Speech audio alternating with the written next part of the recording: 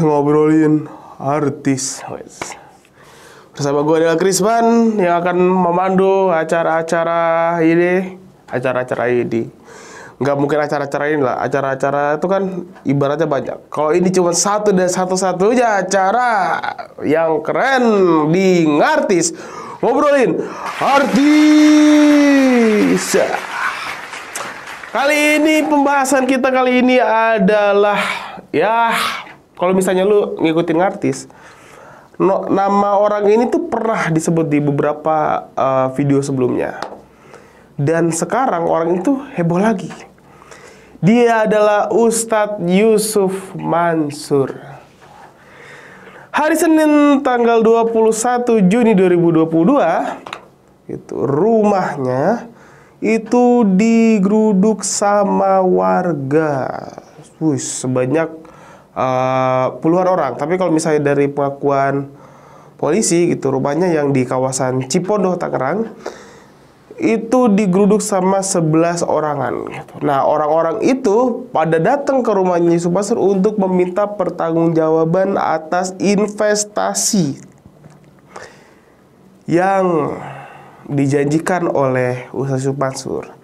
Tetapi Pak Ustadz yang ingin ditemui sama masa itu, dia pergi ke luar kota. Salah satu orang ada yang bilang, wah itu mah kabur kali. Waduh, kalau itu saya nggak tahu tuh, apakah dia emang mungkin pergi keluar kota beneran karena ada ini yang perlu diurus, tugas atau macam-macam, ataupun memang kabur. Kita nggak tahu yang mana. Cuman Ustadz Yusuf Mansur tuh yang gua rasa adalah dia adalah pemuka agama yang dalam beberapa tahun ini tuh rame banget diperbincangkan. Bahkan gue telah merangkum ada 5 kontroversi dari Yusuf Mansur, dari sedekah hingga terduga koruptor. Pertama, investasi tanah, hotel, dan apartemen. Awal 2021, Ustadz Yusuf Mansur terlibat masalah soal investasi yang ditawarkan olehnya. Jadi Ustadz Yusuf Mansur tuh kan, dia selain Ustadz, dia pembisnis juga gitu.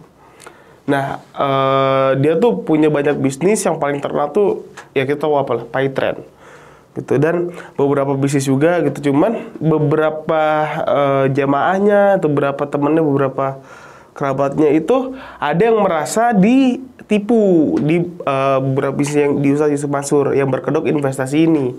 Nah, beberapa ada yang udah diselesaikan, beberapa juga ada yang belum. Nah, itu dia sampai sekarang tuh Ustadz Yusuf Mansur tuh masih belum selesai full kasus-kasusnya karena masih terduga sebagai seorang penipu. Yang kedua, Ustadz Yusuf Mansur pernah dapat uang sedekah dari seorang koruptor gitu. Jadi di sebuah kanal YouTube gitu, dia tuh pernah bilang kalau ada teman saya tuh buka usaha gitu, dia pernah sedekah ke saya 926 juta. Nah, nama temannya itu adalah Renier Latif.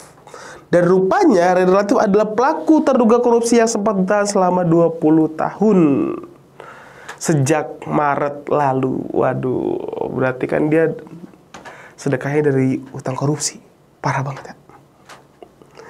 Yang ketiga adalah yang disumpahin yang disumpahin kemarin pas di video sebelumnya.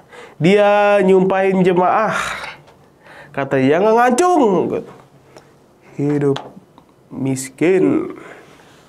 Itu baru kasusnya udah baru beberapa minggu yang lalu tuh. Ramai juga tuh. Masuk kan ditawarin duit berapa M kalau nggak salah tuh. Berapa M? Siapa yang mau ini 2 M, 10 M gitu. Yang nggak ngacung miskin. Gila, parah banget ya. Dan wah tuh, maksudnya kalau misalnya pengen duit itu disertakan juga ini cara-caranya biar ngedapetin duit ber-MM itu gimana. Jangan cuman pengen duit terus percaya aja gitu. Nggak tahu, nah takutnya dibohongin. Jangan kayak gitu ya, orang-orang pinter. Dan kasusnya yang keempat, nah ini juga belum lama nih, lu bisa searching, ada videonya. teriak-teriak saat azan gitu. Jadi di suatu masjid waktu pas ini anaknya Ridwan Kamil ya, almarhum. Waktu itu lagi sholat gaib. Nah, saat azan berkumandang, si Ustadz Yusuf Mansur itu malah bikin vlog di dalam area masjid itu. Dan orang-orang tuh pada protes ke dia gitu. Ini orang kok nggak ada ngehargain, padahal dia ustadz, katanya begitu. Dan yang terakhir, wah, ini pasti tidak asing lagi. Gebrak-gebrak meja.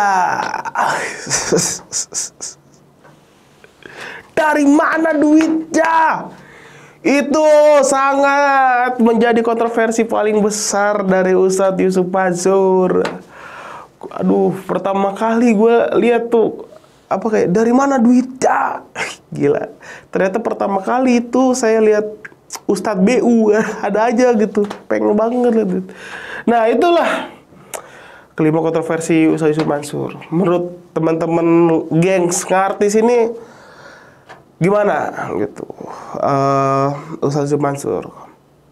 Apakah harus ada yang diperbaiki, ataukah dikasih masukan, atau mungkin ini kan yang gue jawabin kontroversinya nih, mungkin teman-teman gitu ada yang pernah dapat suatu suatu kebaikan atau mungkin suatu pertolongan atau apapun itu yang belum pernah dikabarin di media gitu, silakan tulis di komentar gitu. Karena gue selalu yakin setiap manusia tuh walaupun ada banyak yang dibincangin buruknya, pasti ada sisi baik kita sendiri.